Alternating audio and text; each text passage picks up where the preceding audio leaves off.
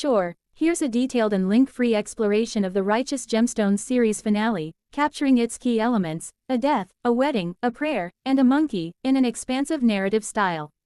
This is a deep dive character and theme analysis spanning the most important moments and symbols from the ending, written in a comprehensive and engaging format. That man of God may be complete, the Righteous Gemstones finale. The conclusion of the Righteous Gemstones encapsulates everything that made the series memorable: biting satire, absurd comedy, tender humanity, and a chaotic swirl of faith and family. As the story winds down, the show's final beats are both surprising and emotionally earned, unfolding with four standout symbols: a death, a wedding, a prayer, and a monkey. 1. A death, the ghost of childhood and consequence. The death that closes the Righteous Gemstones is not just an event, it's a reckoning.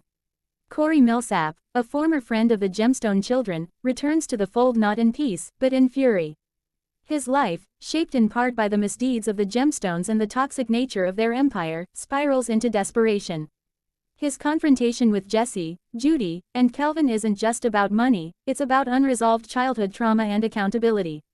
Corey's character embodies the collateral damage of the Gemstone legacy: the neglected, the forgotten, and those crushed by the weight of the family's spiritual hypocrisy. When Jesse pulls the trigger in self-defense during a volatile confrontation, it's an action heavy with emotional baggage. This death marks a sharp tonal pivot. The Gemstones can no longer pretend their past is merely comedic. Their choices have caused genuine harm, and while the series always played with exaggeration, Corey's death forces a sobering reflection. Jesse, especially, must sit with this. He didn't just shoot a stranger, he shot someone who once mattered to him. The guilt, the confusion, and the acknowledgement of his own role in Corey's unraveling make this death more than just plot, it's the emotional core of the finale. 2. A wedding, love in the light. In contrast to the darkness of death, the show offers the warmth of a wedding. Kelvin, who has danced on the edges of both queerness and repression for the entire series, finally embraces his truth by marrying Keefe, his long-standing partner, best friend, and emotional anchor. This moment is not played for laughs. It's sincere, celebratory, and surprisingly traditional, perhaps deliberately so, as a subversive rebuke to the Church's history of rejecting LGBTQ+ love. In a show so obsessed with performative Christianity, Kelvin and Keefe's wedding is a rare instance of genuine, unpolished spirituality. It is not broadcast for viewers, not monetized or turned into merchandise, it is personal and sacred. The Gemstone family, despite their flaws and contradictions, show up with full hearts. They embrace the couple, shedding, at least temporarily, their masks of pride, shame, and insecurity. For Kelvin, it is both a coming out and a coming into his own. He is no longer the insecure middle child mimicking masculine bravado, he is a man declaring his love in front of God and family. 3. A prayer, the siblings, shared grace. Prayer is woven throughout the show, usually as spectacle. From televised sermons to staged faith-healing performances, the Gemstones have long used prayer as a tool of manipulation. But in the aftermath of Corey's death, the siblings, Jesse, Judy, and Kelvin, share a private moment that diverges from the norm. They pray, not to impress, not to sell, but to cope. This prayer isn't polished or rehearsed. It's stuttered, raw, and awkward, echoing the disjointed bond between the siblings. But it's real. For the first time, they talk to God not as actors on a stage but as flawed human beings desperate for peace and understanding. The scene works because of its restraint.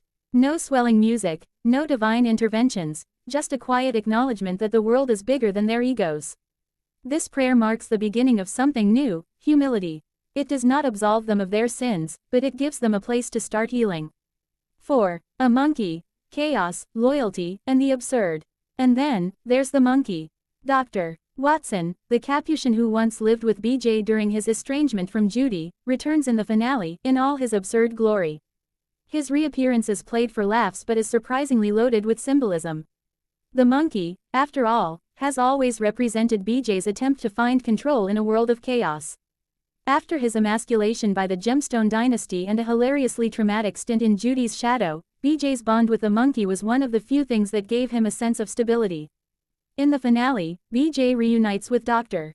Watson, not as a man hiding behind the exotic pet, but as someone who has finally accepted his place in the Gemstone family.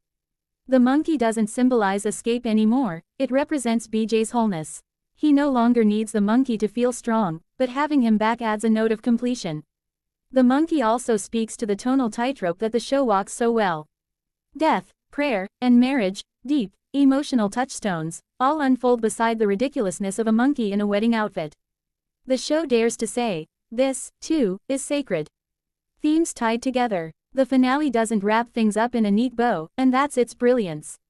Instead, it leaves the characters suspended in believable growth, not transformed, but transforming. The death of Corey Milsap reminds the audience that even comedy has consequences. The wedding of Kelvin and Keefe shows that love, when honest, can flourish even in a deeply flawed world.